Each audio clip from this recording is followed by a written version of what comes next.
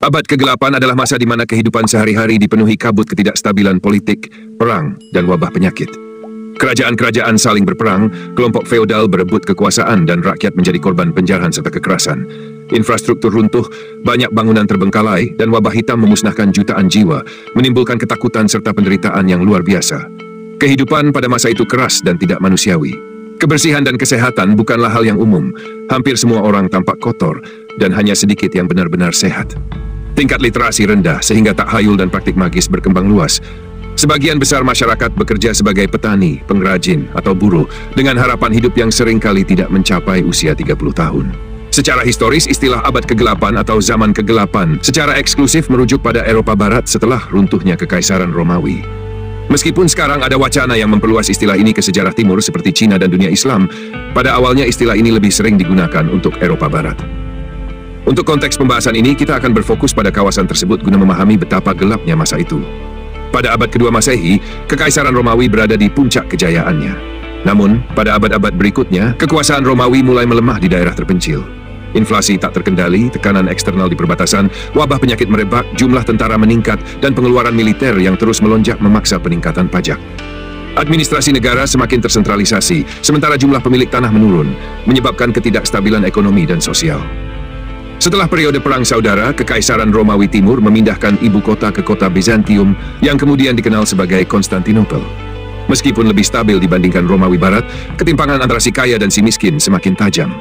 Deklarasi Konstantinus yang mendukung agama Kristen memperkuat kekuasaan gereja Katolik dan mempercepat kristenisasi Kekaisaran Romawi, terutama di bagian timur.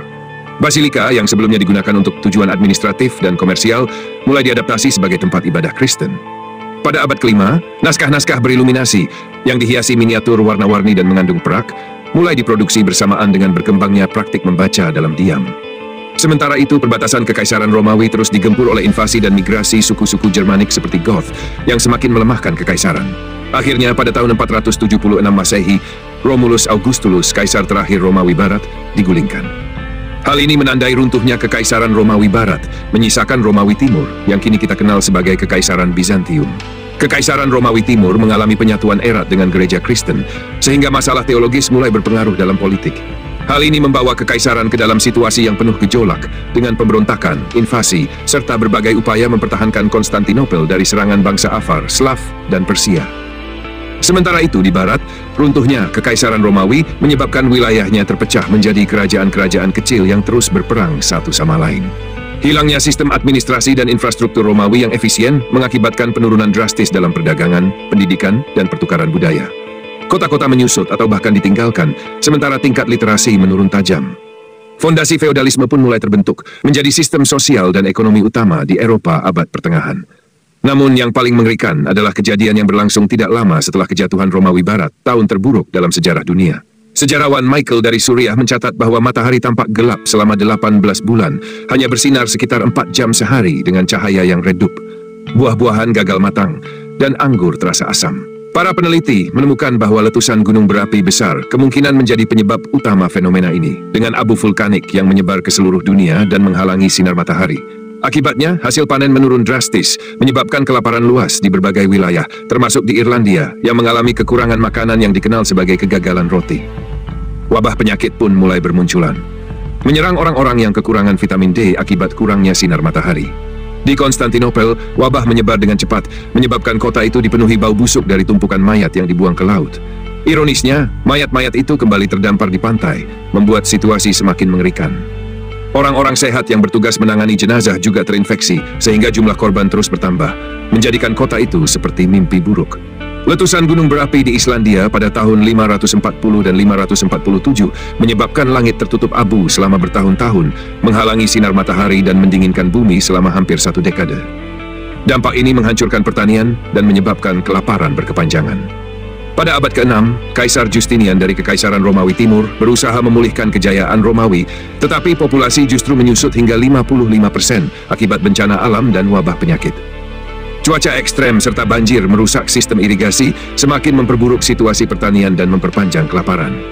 Kabut tebal yang menyelimuti dunia selama beberapa tahun membawa dampak perubahan iklim yang berlangsung selama beberapa dekade, menjadi semacam pertanda awal dari abad kegelapan di Eropa Barat, seolah-olah alam memberi peringatan akan datangnya perubahan besar dalam sejarah. Setelah kejatuhan Romawi, nilai-nilai pendidikan semakin memudar. Pengajaran agama lebih berfokus pada musik dan seni dibandingkan dengan literasi atau filsafat. Sementara budaya aristokrat yang sebelumnya mengagungkan sastra, kini lebih berpusat pada pesta-pesta besar. Hubungan keluarga di kalangan elit semakin erat, tetapi justru menimbulkan perselisihan internal dalam masyarakat aristokrat. Peran perempuan terbatas sebagai istri dan ibu, dan mereka yang memiliki kekuasaan seringkali dipandang negatif. Sistem kepemilikan tanah pun tidak jelas. Beberapa tanah dimiliki oleh individu, sementara yang lain dianggap sebagai milik bersama. Kekacauan dalam struktur sosial dan ekonomi ini semakin memperdalam keterpurukan yang menandai abad kegelapan di Eropa. Tanah yang dimiliki pada masa itu umumnya adalah milik kaum aristokrat, sementara masyarakat yang bekerja di sana berperan sebagai petani. Meskipun hukum secara jelas membedakan antara mereka yang bebas dan tidak bebas, perbedaan status hukum antara petani bebas dan aristokrat tidak terlalu tajam. Dalam beberapa kasus, keluarga petani bebas bahkan memiliki peluang untuk naik ke dalam aristokrasi melalui dinas militer. Permintaan akan budak biasanya dipenuhi melalui perang dan penyerbuan. Meskipun kekaisaran dikuasai oleh penguasa Jermanik, Theodoric tetap setia kepada Kaisar Romawi Timur. Senat masih bersidang di Roma, dan hak-hak paus tetap dihormati. Namun, kehidupan perkotaan mengalami kemunduran drastis, dengan populasi Roma menyusut dari sekitar 1 juta jiwa menjadi hanya sekitar 50.000 orang. Di Eropa Utara, kota-kota juga mengalami penyusutan, sementara monumen sipil dan bangunan umum lainnya dijarah untuk diambil bahan bangunannya. Seiring dengan terganggunya jaringan perdagangan akibat migrasi dan penaklukan di bekas wilayah Kekaisaran Romawi Barat, barang-barang dari perdagangan jarak jauh mulai digantikan oleh produk lokal. Di kerajaan-kerajaan pasca Romawi, produksi koin logam dasar hampir berhenti, meskipun koin perunggu Romawi masih beredar. Sementara itu, koin emas tetap dicetak. Tetapi penggunaannya terbatas pada pengeluaran luar biasa, seperti pembelian tanah atau barang mewah. Meskipun gagasan tentang kesatuan Kristen tetap bertahan, perbedaan ideologi dan praktik antara gereja timur dan gereja barat semakin berkembang. Penduduk asli Romawi mulai menunjukkan ketidaksukaan yang semakin besar terhadap para penakluk Jermanik yang umumnya menganut Arianisme. Salah satu perbedaan utama antara Arianisme dan Katolik Roma adalah pandangan mereka terhadap hubungan antara negara dan agama. Arianisme percaya bahwa negara dan agama seharusnya terpisah. Sementara Katolik Roma meyakini bahwa Kekaisaran Romawi adalah instrumen ketentuan ilahi, sehingga penyatuan antara gereja dan negara dianggap perlu. Perbedaan pandangan ini memperkuat ketegangan ideologis di antara keduanya. Setelah penaklukan Muslim di wilayah Barat Bizantium, pengaruh Katolik Roma dalam urusan politik Eropa Barat mulai berkurang. Meski demikian, biara-biara tetap memiliki pengaruh besar di tingkat lokal. Mereka sering berperan sebagai pengelola tanah bagi keluarga-keluarga berkuasa dan menjadi pusat penting otoritas politik. Selain itu, biara juga menjadi satu-satunya tempat pendidikan dan literasi di banyak wilayah. Para biksu menyalin manuskrip klasik Latin yang masih ada, sekaligus menulis karya-karya baru dalam bidang sejarah, teologi, dan disiplin ilmu lainnya. Bangsawan sering menganggap gereja dan biara di bawah perlindungan mereka sebagai milik pribadi. Praktik simoni atau penjualan jabatan gereja menjadi hal yang umum pada masa itu, menimbulkan kekhawatiran bahwa imam yang diangkat melalui simoni tidak dapat memberikan sakramen yang sah seperti baptisan.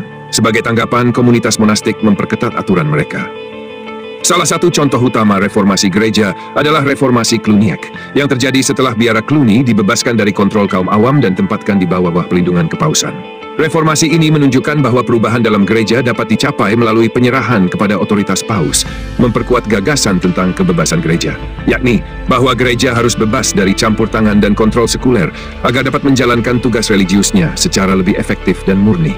Salah satu cara utama untuk mencapai tujuan ini adalah dengan menempatkan gereja dan biara langsung di bawah otoritas paus, bukan di bawah kendali bangsawan atau penguasa lokal. Pada abad pertengahan tinggi, terbentuk hierarki sosial yang membagi masyarakat ke dalam 3 kelompok utama. Rohaniwan, yang mengurus urusan keagamaan, bangsawan yang membelak lidah dan kekuasaan militer, serta rakyat biasa yang merupakan mayoritas populasi. Gereja memainkan peran sentral dalam masyarakat Eropa abad pertengahan.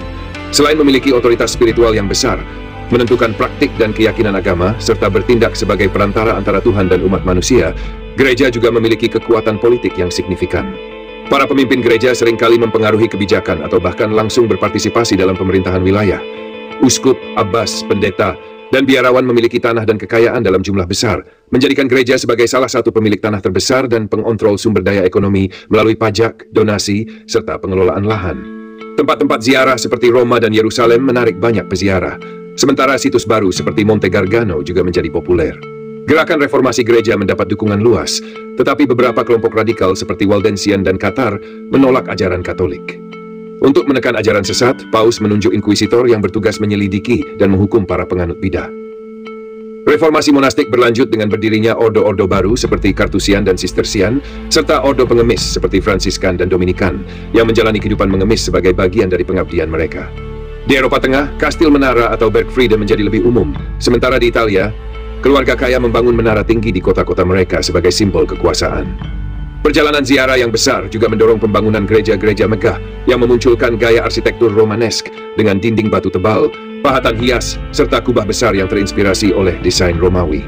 Mistisisme berkembang pesat dengan banyak mistikus berasal dari kalangan perempuan. Mistisisme Yahudi mencapai puncaknya dengan penyusunan Zohar, sebuah teks esoteris penting dalam tradisi Kabbalah. Rohaniwan pada masa itu terbagi menjadi dua kelompok utama, rohaniwan sekuler dan rohaniwan reguler. Rohaniwan sekuler memimpin misa, memberikan sakramen seperti baptisan, pernikahan, dan komuni, serta memberikan bimbingan spiritual kepada umat. Mereka berinteraksi langsung dengan masyarakat dan terlibat dalam kehidupan sehari-hari. Rohaniwan reguler hidup dalam biara atau komunitas religius, mengikuti jadwal doa, kerja, dan meditasi yang ketat. Mereka seringkali terlibat dalam pendidikan, penelitian ilmiah, atau pelayanan sosial. Mereka juga harus menaati 3 kaul utama, kaul kemiskinan, kaul kesucian selibat, dan kaul ketaatan, yang memastikan bahwa mereka sepenuhnya berdedikasi pada pelayanan Tuhan dan gereja tanpa gangguan kehidupan duniawi. Pengadilan gerejawi menangani berbagai kasus keagamaan dan moral, sementara biara dan katedral berfungsi sebagai pusat pendidikan dan tempat penyimpanan dokumen penting. Gereja memberikan legitimasi moral dan spiritual kepada penguasa melalui upacara penobatan dan pengurapan, serta mempengaruhi kebijakan publik melalui khotbah dan keputusan konsili. Monastisisme memainkan peran penting dalam pelestarian dan penyebaran pengetahuan. Biara-biara tidak hanya menjadi pusat pembelajaran, tetapi juga pusat pertanian dan kerajinan. Para biarawan menyalin manuskrip dan melestarikan teks-teks klasik, baik yang bersifat religius maupun sekuler. Namun, sistem hierarki sosial yang ketat membatasi mobilitas sosial dan inovasi ekonomi. Tanah dan sumber daya dikendalikan oleh bangsawan dan gereja, yang seringkali lebih mengutamakan stabilitas daripada perubahan. Hal ini menyebabkan perkembangan ekonomi dan sosial menjadi relatif lambat selama periode tersebut. Fokus utama masyarakat abad pertengahan adalah kehidupan religius dan keselamatan jiwa, yang seringkali dianggap lebih penting daripada penemuan ilmiah dan perkembangan teknologi. Gereja memiliki pengaruh besar dalam berbagai aspek kehidupan, termasuk keadilan dan politik, menjadikannya salah satu institusi paling berkuasa di Eropa pada masa itu. Eropa Barat mengalami pertumbuhan populasi yang luar biasa. Penyebab pastinya tidak diketahui secara pasti, tetapi faktor-faktor seperti teknik pertanian yang lebih maju, ekspansi lahan pertanian, iklim yang membaik, dan berkurangnya invasi diyakini berkontribusi terhadap fenomena ini. Sistem rotasi 3 bidang meningkatkan efisiensi penggunaan lahan dan hasil produksi pertanian. Selain itu, inovasi seperti bajak berat dan kolar kuda memungkinkan pengolahan tanah yang lebih efektif. Pertumbuhan populasi dan produktivitas pertanian serta stabilitas politik turut mendorong perkembangan perdagangan. Pengenalan pencetakan koin emas dan surat tukar mempercepat transaksi ekonomi. Kota-kota baru muncul sebagai pusat perdagangan, didukung oleh raja dan aristokrasi, sementara komunitas perkotaan mulai memperoleh hak otonomi. Republik Maritim Italia seperti Venesia dan Genoa mendominasi perdagangan di Mediterania, sedangkan pedagang Jerman membentuk Liga Hansa untuk menguasai rute perdagangan di utara.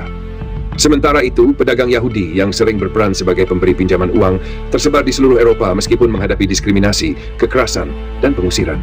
Feodalisme menjadi struktur sosial dan ekonomi utama di Eropa pada masa itu, memberikan stabilitas dalam kondisi yang penuh ketidakpastian. Dalam sistem ini, seorang tuan tanah memberikan sebagian tanahnya kepada seorang vasal, penerima tanah, sebagai imbalan atas jasa, terutama dalam bentuk dukungan militer. Perkembangan kavaleri berat menyebabkan kelas pejuang yang sebelumnya lebih seragam terbagi menjadi 2 kelompok. Mereka yang mampu membiayai perlengkapan sebagai ksatria berkuda bergabung dengan aristokrasi, sementara yang lain tetap berada di kelas petani. Kelas elit baru ini mempertahankan stabilitasnya melalui sistem pewarisan yang ketat, seperti primogenitur, hak putra sulung untuk mewarisi seluruh tanah keluarga tanpa terbagi. Struktur bangsawan didasarkan pada kepemilikan tanah dan jumlah orang yang mereka kuasai. Bangsawan berpangkat rendah tidak memiliki tanah atau vasal. Meskipun demikian, aristokrasi bukanlah kelompok yang sepenuhnya tertutup. Raja bisa mengangkat rakyat biasa ke dalam aristokrasi. Rakyat biasa yang kaya bisa menikah dengan keluarga bangsawan, dan aristokrat miskin bisa kehilangan status mereka. Aristokrat Barat sering pindah ke wilayah perbatasan kekristenan Latin, baik atas undangan penguasa lokal yang menghargai keterampilan militer mereka maupun sebagai penakluk. Feodalisme memiliki hierarki yang jelas, dengan tuan tanah sebagai pemilik lahan luas serta pemegang kekuasaan politik dan militer. Mereka bertanggung jawab atas perlindungan dan pemerintahan wilayah mereka. Fasal, yang terdiri dari bangsawan kecil dan ksatria, menerima tanah dari seorang tuan sebagai imbalan atas layanan militer dan terikat oleh sumpah kesetiaan. Manor menjadi pusat ekonomi dan sosial dalam sistem feodal, menghasilkan sebagian besar kebutuhan pokok seperti makanan, pakaian, dan peralatan kerja melalui pertanian dan kerajinan lokal. Tanah manor biasanya terdiri dari ladang untuk menanam berbagai jenis tanaman pangan, peternakan untuk memelihara hewan, serta bengkel untuk membuat alat-alat pertanian dan kebutuhan sehari-hari. Sebagian besar populasi terdiri dari budak tani, serf, yaitu petani yang bekerja di lahan dan terikat pada manor. Meskipun mereka bukan budak, mereka tetap berada di bawah otoritas tuan tanah dengan hak yang terbatas dan mobilitas sosial yang rendah. Sistem ini berkembang karena larangan terhadap perbudakan langsung. Beberapa petani yang menjadi serf meninggalkan tanah asal mereka demi mendapatkan hak ekonomi dan hukum yang lebih baik, seperti tingkat pajak yang lebih rendah dan hak untuk mengatur keadilan di komunitas mereka. Pergerakan petani pada masa itu memiliki dampak demografis yang signifikan. Salah satunya adalah penyebaran pemukiman Jerman ke timur. Manor dikelola sedemikian rupa sehingga berbagai sumber daya seperti kayu, air, dan bahan bangunan dapat diproduksi atau diperoleh dari lingkungan sekitarnya. Hal ini mengurangi ketergantungan pada perdagangan eksternal untuk kebutuhan dasar. Meskipun masih ada perdagangan dengan komunitas lain untuk barang-barang yang tidak dapat diproduksi sendiri, sebagian besar kebutuhan sehari-hari dipenuhi secara internal. Hal ini menjadikan manor relatif mandiri dari gangguan eksternal dan memberikan stabilitas ekonomi serta keamanan dalam masa yang sering dilanda peperangan dan ketidakstabilan politik. Abad pertengahan seringkali dipandang secara romantis dengan gambaran ksatria berlapis baja, wanita bangsawan yang anggun dan kisah cinta di istana. Namun kenyataannya jauh lebih keras. Bagi sebagian besar masyarakat, kehidupan pada masa itu penuh dengan kesulitan dan ketidakpastian. Kecuali bagi kaum rohaniwan dan bangsawan, kehidupan sehari-hari ditandai dengan kebersihan yang buruk, kelangkaan uang, penyakit yang merajalela, serta sistem hukum yang kejam.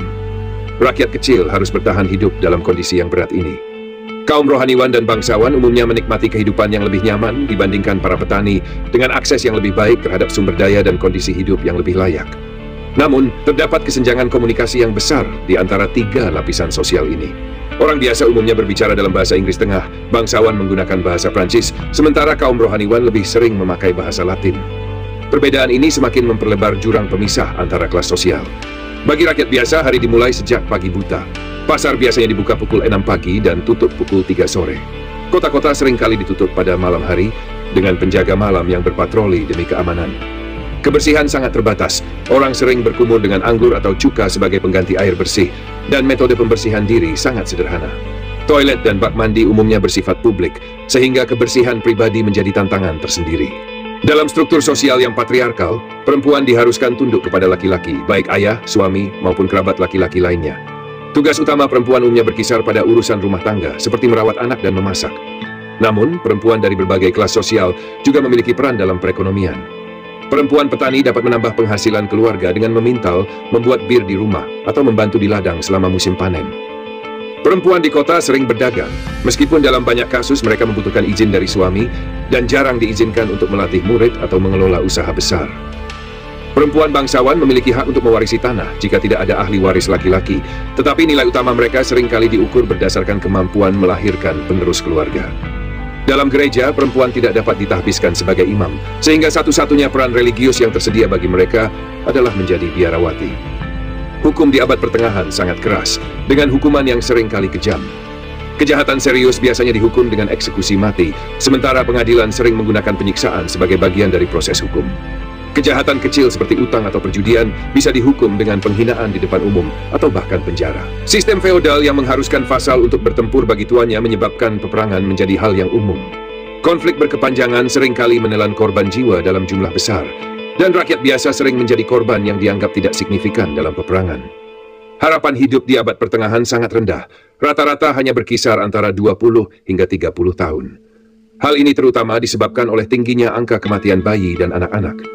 Diperkirakan sekitar sepertiga hingga setengah dari anak-anak meninggal sebelum mencapai usia 5 tahun akibat penyakit seperti batuk rejan, campak, dan influenza yang menyebar luas tanpa pengobatan yang efektif. Tragedi ini sering terjadi pada abad pertengahan. Jika seseorang berhasil melewati masa kanak-kanak, peluang untuk hidup lebih lama meningkat secara signifikan. Misalnya, seseorang yang mencapai usia 20 tahun dapat berharap untuk hidup sekitar 20 hingga 25 tahun lagi. Sementara mereka yang mencapai usia 40 tahun memiliki harapan hidup hingga 60 hingga 70 tahun. Meskipun kehidupan sulit, masyarakat tetap menikmati festival dan turnamen. Namun hierarki sosial yang ada tidak selalu menjamin stabilitas. Bangsawan atau aristokrat sering memiliki kepentingan yang bertentangan dengan rohaniwan. Dengan dukungan masyarakat, mereka berhasil menegaskan otoritas paus dalam urusan gereja di banyak bagian Eropa. Sebaliknya, di gereja Bizantium, terjadi perpecahan besar yang dikenal sebagai skisma Timur Barat, yang secara resmi memisahkan gereja Katolik Roma dan gereja Ortodoks Timur. Salah satu sumber konflik utama antara gereja dan penguasa sekuler adalah investitur awam, yaitu penunjukan rohaniwan oleh penguasa duniawi. Konflik ini, yang berlangsung pada abad ke-11 hingga abad ke-12, melibatkan perebutan kekuasaan antara paus dan kaisar mengenai hak untuk mengangkat uskup. Kaisar ingin memiliki kendali atas penunjukan uskup guna memastikan loyalitas politik mereka, sementara paus berusaha mempertahankan otoritas gerejawi. Puncaknya terjadi ketika Paus Gregorius ke-7 mengekskomunikasi Kaisar Henry IV, yang kemudian melakukan penyesalan di Canossa untuk mendapatkan pengampunan. Meskipun konflik berakhir dengan kompromi, Kaisar tetap mempertahankan kekuasaan sekuler. Gerakan sekularisme mulai berkembang dan pada akhirnya mendominasi politik Eropa. Hak raja untuk memerintah tanpa campur tangan asing memperkuat konsep kedaulatan negara. Monarki turun-temurun mulai menjadi norma, dan ratu yang berkuasa mulai muncul. Kantor kanselir menjadi pusat pemerintahan kerajaan dan pengadilan banding, sementara pajak dikumpulkan secara lebih teratur, karena pendapatan dari domain kerajaan tidak lagi mencukupi. Kepausan semakin memperluas klaim otoritasnya atas dunia Kristen, mencapai puncaknya pada masa kekuasaan tertentu. Di Kekaisaran Romawi Suci, dinasti Ottonian digantikan oleh dinasti Salian, yang kemudian diteruskan oleh dinasti Hohenstaufen. Monarki Prancis memperluas otoritasnya, meskipun menghadapi tantangan dari Adipati Normandia, yang menaklukkan Inggris di bawah William sang penakluk. Namun, Inggris kehilangan sebagian wilayahnya di Prancis Utara. Sementara itu, di semenanjung Iberia, negara-negara Kristen mulai melancarkan perlawanan terhadap kekuatan Islam. Aragon menaklukkan Sisilia dan Sardinia, sementara Islam tetap menguasai Iberia Selatan. Negara-negara Skandinavia juga berkembang pesat.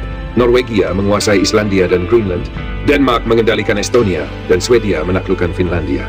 Di Eropa Timur, Kievan Rus dan Polandia terpecah menjadi kerajaan-kerajaan kecil, sementara Hongaria menguasai Kroasia dan beberapa wilayah lain. Benturan antara kepausan dan penguasa sekuler menyebabkan gereja semakin bersifat militeristik. Dalam menanggapi permintaan bantuan dari Kekaisaran Bizantium untuk melawan Turki Seljuk, Paus Urbanus II mengajak umat Kristen untuk membebaskan Yerusalem dengan imbalan pengampunan dosa bagi mereka yang ikut serta. Ribuan orang biasa bergabung dalam perang ini, meskipun banyak yang tidak berhasil mencapai tujuan mereka dan hanya hidup dari penjarahan. Pasukan salib akhirnya berhasil mengalahkan Turki dalam pertempuran besar dan mendirikan negara-negara salib di Timur Tengah. Namun, keberadaan mereka sangat bergantung pada dukungan militer berkelanjutan dari Eropa yang memicu perang salib tambahan. Kepausan juga menggunakan semangat perang salib untuk kepentingan lain, seperti dalam perang melawan Muslim di Spanyol. Perang Salib Utara menyebabkan asimilasi paksa suku-suku pagan ke dalam budaya Katolik. Gerakan perang salib menjadi bagian penting dari kehidupan abad pertengahan, bahkan hingga memungkinkan sumpah perang salib dipenuhi dengan pembayaran uang tunai, yang pada akhirnya berkembang menjadi praktik penjualan indulgensi oleh gereja. Selain itu, perang salib juga melahirkan ordo militer seperti Ksatria Templar, Ksatria Hospitaller, dan Ksatria Teutonik, yang menggabungkan kehidupan biara dengan tugas militer. Pada akhir abad ke-11, Kapitel Katedral mulai mengoperasikan sekolah-sekolah yang menggantikan model pendidikan tradisional yang sebelumnya didominasi oleh sekolah monastik. Sekolah yang mencapai tingkat tertinggi diakui sebagai universitas oleh Paus atau Kaisar Romawi Suci. Sekitar tahun 1140, biarawan Gratian menulis Decretum Gratiani, yang kemudian menjadi teks standar hukum gerejawi. Perubahan iklim pada masa itu menyebabkan krisis pertanian yang semakin parah, yang memuncak pada Great Famine. Curah hujan yang luar biasa tinggi menyebabkan banjir dan membuat ladang pertanian tergenang air, sehingga mengakibatkan kegagalan panen berturut-turut. Para petani yang kelaparan terpaksa menyembelih hewan ternak mereka demi bertahan hidup. Mereka yang selamat harus berusaha keras untuk memulihkan pertanian yang hancur. Selain gagal panen, wabah penyakit yang menyerang ternak juga terjadi, mengurangi populasi sapi dan domba secara drastis, yang pada akhirnya memperparah krisis pangan. Kelaparan ini menyebabkan kematian massal, dengan perkiraan sekitar 10 hingga 25% dari populasi di beberapa wilayah Eropa Utara meninggal akibat kelaparan dan penyakit terkait. Gereja serta institusi politik mengalami penurunan otoritas karena gagal mengatasi krisis ini. Kepercayaan terhadap doa dan intervensi ilahi pun menurun akibat bencana yang berkepanjangan, membuka jalan bagi gerakan-gerakan yang menentang kekuasaan gereja. Seolah belum cukup, kemalangan terus berdatangan. Wabah mematikan yang menewaskan sekitar sepertiga populasi Eropa pun melanda. Wabah hitam menjadi salah satu bencana paling mematikan dalam sejarah manusia, yang kini diketahui disebabkan oleh bakteri Yersinia pestis. Wabah ini diperkirakan berasal dari Asia Tengah dan menyebar ke Eropa melalui jalur sutra serta perdagangan maritim. Kota-kota pelabuhan seperti Messina, Genoa, dan Venesia menjadi beberapa tempat pertama di Eropa yang terinfeksi. Wabah ini terus muncul secara berkala hingga tahun 1400, menyebabkan penurunan populasi yang drastis di kota-kota dan desa-desa. Banyak orang yang selamat dari wabah berpindah ke daerah yang kurang terdampak, mencari tempat yang lebih aman serta peluang yang lebih baik. Selain dampak demografis, wabah hitam juga membawa perubahan ekonomi yang besar. Penurunan populasi menyebabkan kekurangan tenaga kerja sehingga upah meningkat dan hubungan kerja mengalami perubahan. Para tuan tanah terpaksa menawarkan kondisi yang lebih baik untuk menarik pekerja. Dengan lahan yang lebih luas tetapi tenaga kerja yang lebih sedikit, beberapa tanah pertanian akhirnya ditinggalkan atau diubah menjadi padang rumput untuk peternakan domba yang membutuhkan lebih sedikit pekerja. Produksi barang dan hasil pertanian pun menurun, menyebabkan inflasi serta kekurangan barang-barang tertentu. Trauma akibat wabah juga memicu kekerasan terhadap komunitas Yahudi dan kemunculan kelompok flagelan yang menyiksa diri mereka sendiri sebagai bentuk penebusan dosa. Para petani yang selamat dari pandemi seringkali diuntungkan dengan sewa tanah yang lebih rendah, tetapi permintaan produk pertanian yang menurun menyebabkan harga jatuh, sehingga hampir tidak menutupi biaya produksi mereka. Pekerja di kota menerima gaji yang lebih tinggi, tetapi mereka juga dikenai pajak yang berat. Pemerintah terkadang mencoba menetapkan sewa pedesaan yang tinggi atau menjaga gaji pekerja kota tetap rendah. Tetapi kebijakan ini seringkali memicu pemberontakan seperti Jacques di Prancis, pemberontakan petani di Inggris, dan pemberontakan Ciompi di Florence. Wabah ini juga menimbulkan ketidakpercayaan yang meluas terhadap gereja. Selain itu, pada akhir abad pertengahan, konflik antar kelompok etnis meningkat, dan undang-undang lokal mulai diberlakukan untuk melarang pernikahan campuran, serta membatasi keanggotaan serikat berdasarkan garis etnis. Pertikaian pribadi hampir selalu terjadi di wilayah yang terfragmentasi secara politik, dan pertempuran lokal seringkali berkembang menjadi perang skala penuh. Sistem layanan tenaga kerja yang harus diberikan petani untuk tanah mereka mulai diubah di pembayaran sewa dalam bentuk uang tunai, memberikan tuan tanah sumber pendapatan yang lebih stabil. Para tuan tanah kemudian bersatu untuk menuntut hak istimewa dari pemerintah mereka, tetapi administrasi kerajaan mulai lebih melindungi kepentingan rakyat miskin. Perbudakan resmi dihapuskan di banyak wilayah, meskipun di beberapa daerah, terutama di Eropa Tengah dan Timur, sistem perbudakan justru diberlakukan kembali terhadap penyewa tanah yang sebelumnya bebas. Pada abad ke-15, tingkat literasi di kalangan pria dewasa di Inggris diperkirakan sekitar 10%, sementara di kalangan wanita dewasa hanya sekitar 1 hingga 2%. Hal ini menunjukkan bahwa sebagian besar masyarakat, terutama petani dan pekerja kasar, tidak dapat membaca atau menulis. Pada periode ini, kepercayaan terhadap tahayul masih sangat umum. Banyak orang mempercayai sihir, roh jahat, dan kekuatan supernatural. Inkuisisi, terutama pada akhir abad pertengahan, merupakan salah satu upaya untuk menekan ajaran sesat dan praktik sihir. Menjelang akhir periode ini, meskipun pemerintahan pusat semakin kuat, masih terdapat lebih dari 500 negara otonom di Eropa. Para raja bekerja sama dengan elit lokal, dan masalah fiskal serta militer mulai dibahas di parlemen. Hukum menjadi lebih teratur dengan hadirnya pengacara profesional yang menggantikan keputusan sepihak dari raja. Di Jerman, kaisar hanya memiliki kekuasaan terbatas, terutama di Italia, yang dikuasai oleh kota-kota seperti Florence, Milan, dan Venesia. Di Inggris, perang mawar terjadi akibat persaingan politik, sementara kerajaan-kerajaan Iberia sering menghadapi permasalahan suksesi. Raja terpilih menjadi fenomena umum di Eropa Tengah dan Skandinavia. Di Polandia, kekuasaan kerajaan berhasil dipulihkan dan bersatu dengan Lithuania. Setelah invasi dan krisis suksesi melemahkan kekanan Golden Horde, Moskow mulai mencaplok wilayah Rus. Di Eropa Tenggara, kerajaan kecil seperti Walakia dan Moldavia muncul dan berada di bawah kedaulatan raja-raja Hungaria atau Polandia. Sementara itu, kekaisaran Bizantium semakin melemah dan tidak mampu menghentikan ekspansi Turki Utsmani di Anatolia. Pemberontakan oleh tentara bayaran Talan serta perang saudara semakin memperburuk situasi kekaisaran.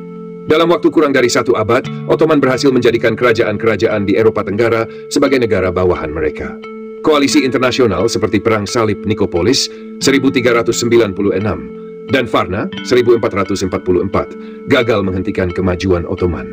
Kaisar Bizantium terakhir, Konstantinus ke-11, wafat saat mempertahankan Konstantinopel, yang akhirnya jatuh ke tangan Ottoman pada tahun 1453. Pada akhir abad ke-15, Ottoman telah menaklukkan hampir seluruh wilayah Balkan. Pada tahun 1309, setelah pemulihan dari wabah hitam, banyak kota di Eropa mengalami kemakmuran ekonomi, terutama melalui perdagangan. Kota-kota seperti Florence, Venesia, dan Genoa berkembang menjadi pusat perdagangan dan kekayaan. Sistem feodalisme mulai tergantikan oleh ekonomi berbasis uang dan perdagangan internasional. Para bankir dan pedagang memperoleh pengaruh ekonomi yang signifikan. Kekuasaan terpusat pun semakin berkembang, dengan para raja memperkuat otoritas mereka dan membentuk negara bangsa yang lebih stabil.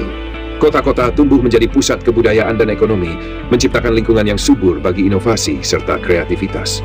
Permintaan akan emas dan keinginan pedagang Eropa untuk menghindari bea cukai mendorong pencarian jalur maritim langsung ke India yang dipimpin oleh Portugis. Di bidang filsafat, pemikiran mulai bergeser dari logika Aristotelian. William of Ockham misalnya menyatakan bahwa filsafat alam tidak dapat digunakan untuk membuktikan keberadaan Tuhan. Sementara itu, Marsilius dari Padua mendukung hak masyarakat untuk mengatur kehidupan mereka sendiri dan mengendalikan kekuasaan klerus. Cendekiawan seperti Petrarch mempelajari literatur klasik dan menekankan martabat manusia, sehingga mereka dikenal sebagai humanis. Humanisme adalah gerakan intelektual yang menekankan pentingnya studi tentang manusia, serta budaya klasik, Yunani, dan Romawi. Para humanis seperti Petrarch menghidupkan kembali minat terhadap teks-teks kuno dan menggunakannya untuk mengembangkan pandangan dunia yang lebih rasional dan logis, berbeda dari perspektif yang didominasi agama pada abad pertengahan. Humanisme juga mendorong pendidikan yang lebih holistik, dengan menekankan pengembangan moral dan intelektual individu. Dari sinilah muncul peningkatan minat dalam pendidikan, ilmu pengetahuan, dan seni. Universitas dan sekolah mulai berkembang, menyediakan pendidikan yang lebih luas bagi masyarakat.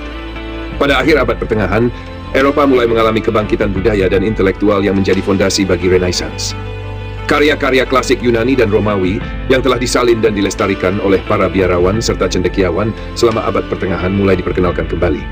Terjemahan teks-teks ini dari bahasa Arab dan Yunani ke dalam bahasa Latin memperkaya wawasan dan pengetahuan yang tersedia bagi para sarjana Eropa.